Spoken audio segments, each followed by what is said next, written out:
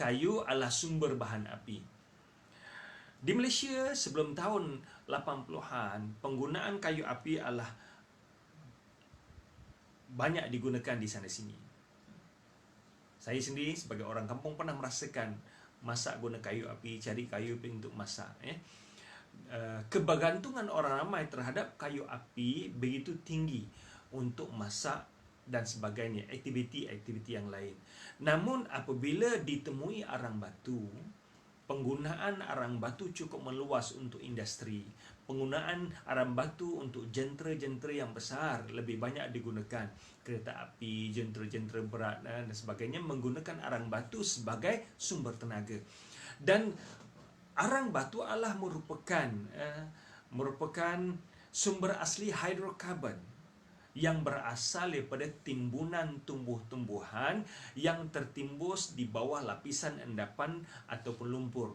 Tumbuhan yang tertimbus ini bertukar perlahan-lahan kepada arang batu di bawah tekanan dan haba yang tinggi, dan proses ini mengambil berjuta tahun, jutaan tahun.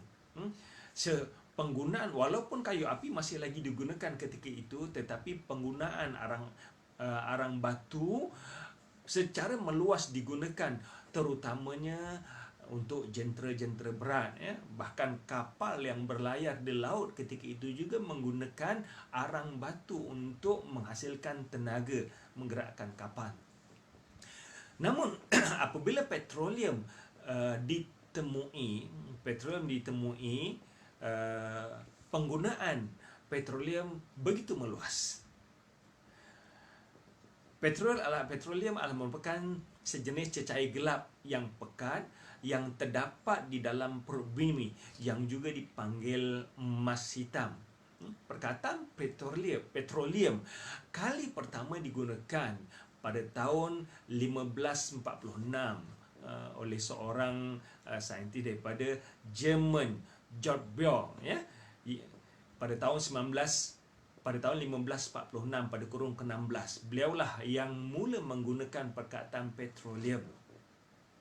Dan beliau merupakan salah seorang pakar dalam bidang mineralogi yang berasal daripada Jerman, dan George Bohr dikenali sebagai the father of mineralogy. Penggunaan petroleum digunakan secara meluas apabila ia ditemui, dan petroleum dan juga gas asli adalah merupakan hasil sisa-sisa tinggalan haiwan dan tumbuhan dalam jangka masa berjuta tahun lamanya. Dan kandungan oksigen yang ada pada daun yang melakukan proses fotosintesis apabila bertindak balas dengan lumpur dan tertanam di bawah lapisan tanah ini, perebutan dan penguraian berlaku dengan suhu dan tekanan yang tinggi, akhirnya menghasilkan petroleum dan gas asli. Proses ini mengambil masa jutaan tahun, bukan setahun, 2 tahun. Dan ia juga merupakan hasil daripada gas, daripada hidrokarbon. Maksudnya daripada kayu tadi, kalau kita lihat, kita menggunakan kayu untuk mendapat bahan bakaran. Kemudian apabila ditemui arang batu, orang ramai menggunakan arang batu untuk menghasilkan tenaga. Kemudian penggunaan petroleum yang cukup meluas di seluruh dunia sehingga sekarang. Namun demikian, penduduk dunia mula memikirkan satu ketika nanti petroleum akan habis. Jadi bagaimana pula, apalah ganti yang boleh digunakan? Manusia mula memikirkan untuk melakukan dapat minyak pada biodiesel. Biodiesel, kelebihan biodiesel ni, dia bukan daripada ataupun pelepasan karbon ke udara, ke atmosfera adalah begitu rendah berbanding dengan bahan api daripada hidrokarbon, sama ada kayu maupun arang batu ataupun petroleum. Yang kedua, kelebihan biodiesel, ia boleh dihasilkan dalam jangka masa yang pendek berbanding dengan petroleum dan arang batu dihasilkan dalam jangka masa berjuta tahun. Dan biodiesel merupakan alternatif yang cukup baik untuk menjadi sumber tenaga, dan ia dapat mengatasi kebimbangan dunia sekarang ini tentang kehabisan ataupun kekurangan bekalan petroleum. Yang paling penting ialah hasil pembakaran api daripada biodiesel ini kurang melepaskan karbon berbanding dengan arang batu dan juga petroleum. Dan dengan cara ini, biodiesel dapat mengurangkan kandungan karbon di atmosfera ataupun dapat menjaga keadaan alam sekitar dengan lebih baik. Jadi berarti penggunaan biodiesel cukup baik. Dan satu perkara yang menarik juga tuan-tuan ialah penghasilan biodiesel begitu cepat berbanding dengan petrol dan juga arang batu. Biodiesel dihasilkan dengan cara penghancuran lemak haiwan ataupun tumbuhan dengan adanya metanol. Dan di Malaysia dan juga Indonesia yang merupakan pengeluar kelapa sawit yang utama, kelapa sawit juga boleh daripada minyak kelapa sawit boleh dihasilkan biodiesel. Dan negara kita dan juga Indonesia pernah mencuba untuk menghasilkan menggunakan secara meluas penggunaan biodiesel sebagai peringkat awal ganti kehabisan petroleum di masa akan datang. Namun demikian, kesemua yang saya bicarakan ini, sama ada bahan api berkayu, arang batu, petrol, biodiesel, semuanya adalah dihasilkan daripada tumbuh-tumbuhan. Ya, semua bahan api ini adalah dihasilkan bertumbuhan. Cuma poin yang kelima saya tak sentuh detail, ialah mungkin waktu yang lain saya sentuh, ialah tentang penggunaan solar, tenaga solar.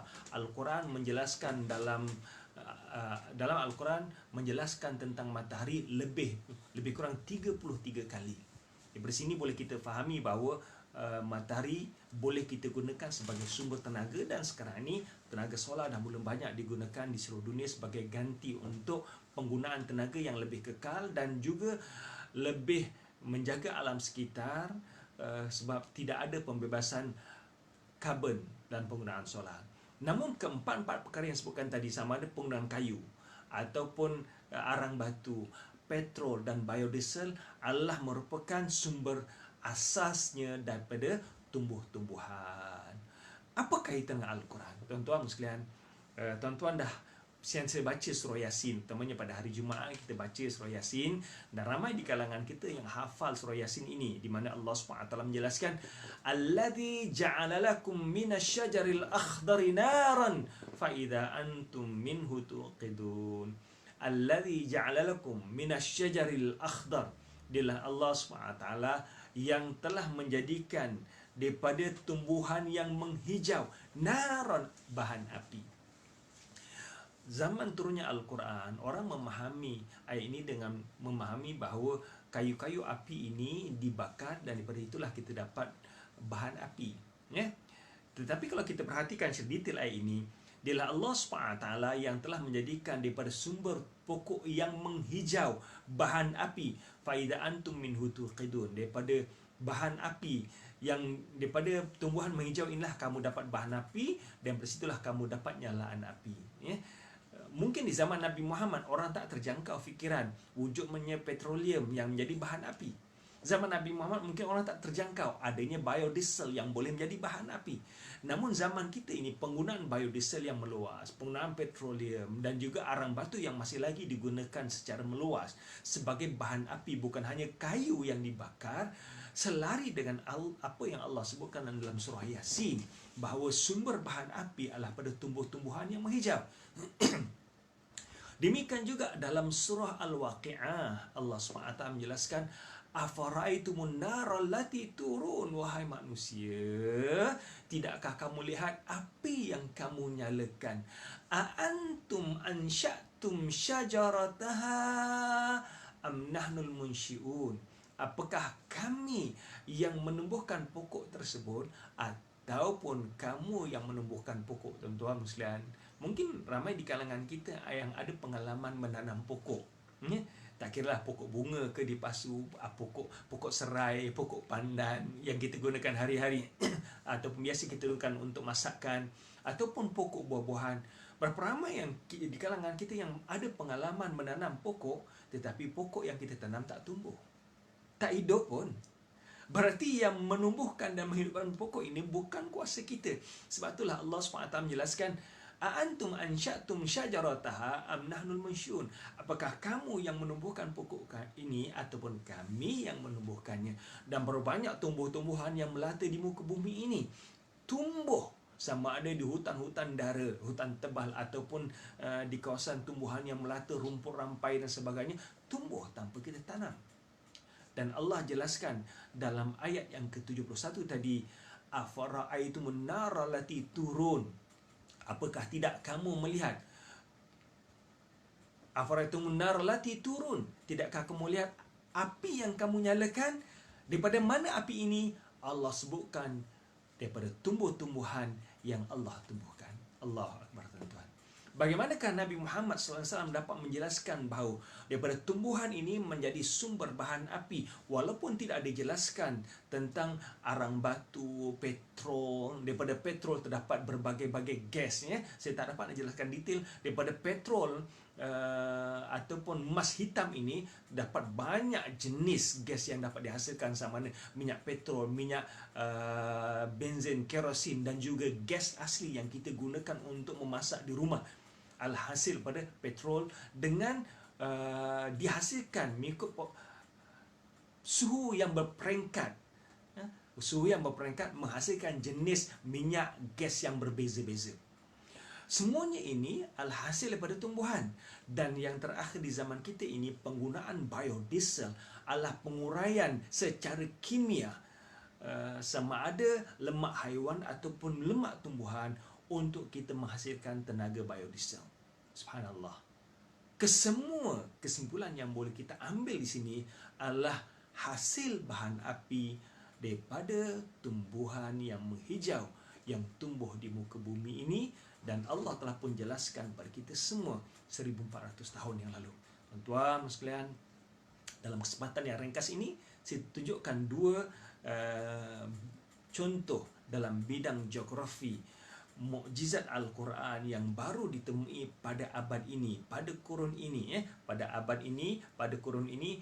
Yang pertama tadi tentang kandungan oksigen semakin lama semakin berkurangan, yang ditemui oleh Blaise Pascal pada tahun 1648. Blaise Pascal pada 1648, semakin tinggi kita naik, semakin kurang kandungan oksigen. Kemudian pada tahun 1546, George Bohr daripada Jerman yang dikenali sebagai the father of mineralogy menemui petrol, penggunaan ataupun penemuan petrol, penggunaan peralatan petrol kali pertama digunakan, dan petrol secara meluas digunakan sebagai bahan api. Sekarang ini manusia pula memikirkan bagaimana untuk meluaskan penggunaan biodiesel supaya penghasilan dapat cepat dan juga pengurangan pembebasan karbon di atmosfera dapat membantu menjaga alam sekitar. Kesemua bahan api ini adalah berdasarkan daripada sumber yang sama, iaitu tumbuh-tumbuhan yang Allah jelaskan dalam surah Yasin dan juga surah Al-Waqiah. Subhanallah. Tuan-tuan sekalian, mustahil segala fakta-fakta ini yang dapat dijelaskan oleh Nabi Muhammad sallallahu alaihi wasallam 1400 tahun yang lalu datang daripada Nabi Muhammad sallallahu alaihi wasallam sendiri. Sedangkan penemuan-penemuan yang ditemui oleh manusia pada abad yang ke-17, pada abad yang ke-16, tentang fakta ini. Sedangkan Nabi Muhammad SAW menjelaskan pada abad yang ke-7, 1400 tahun yang lalu. Sekarang kita nampak di hadapan kita. Sebab itulah tuan-tuan sekalian, sebagaimana yang sebutkan pada awal tadi, mukjizat saintifik Al-Quran akan terus disingkap daripada semasa ke semasa, membuktikan Al-Quran merupakan wahyu yang benar daripada Allah SWT. Al-Quran kitab hidayah, dan benarlah apa yang selalu disebutkan bahawa Quran is not book of science but science. Quran is not book of science. Quran bukan kitab biologi, Quran bukan kitab astronomi, bukan kitab fizik, bukan kitab geografi dan sebagainya, but book of science.